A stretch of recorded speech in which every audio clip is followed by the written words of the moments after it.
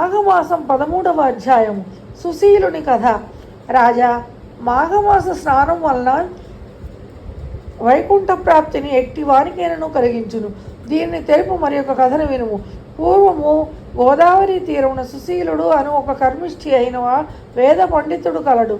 అతను ఒకనాడు ప్రయాణం చేయుచు తోవ తప్పి భయంకర అరణ్యమును ప్రవేశించెను.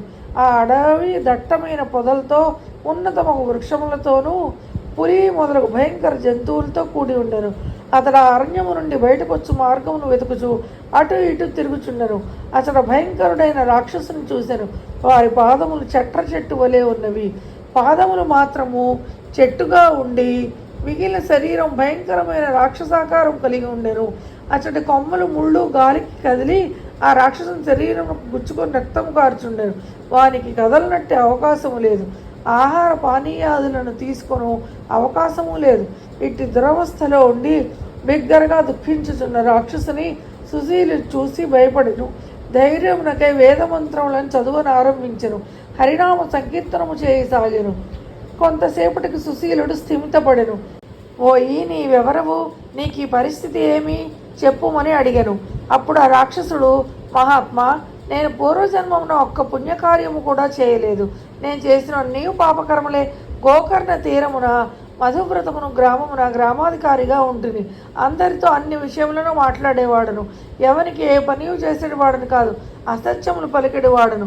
పరుల సొమ్ము అపహరించుచుండేవాడును. ఎంతయో ధనము కూడా కూడబెట్టి తిని ఎవరికి ఏమీ ఇయ్యలేదు. స్నానము, దానము, పూజాధికములన్నవి వేటిని ఆచరింపలేదు. దైవ పూజయు ఏమో నేను ఎరుగను. ఇట్లా అందరినీ బాధించుచు చివరకు మరణించి తిని నరకములో చిరకాలం ఉంటిని. తరువాత కుక్క, గాడిద మున్నగు నీచ జంతువుల జన్మనంది తిని ప్రస్తుతము నా పాదములు చెట్టుగా దాని ముళ్ళ కొమ్మలు బాధింపగా ఎచ్చటికి కదలలేని ఈ జన్మలో నుంటిని. నీ వంటి పుణ్యాత్మను చూచుట వలన, నీవు చేసిన హరినామ స్మరణ వలన నాకు ఈ మాత్రం పూర్వస్మృతి కలిగినది.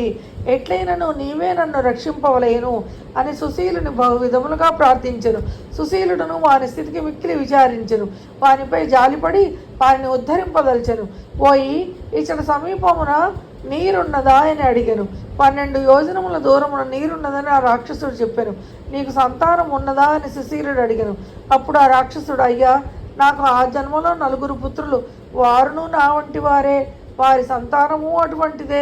ప్రస్తుతము నా వంశము వాడు భాస్కరుడు అని వాడు గ్రామాధికారిగా ఉన్నాడని చెప్పాను.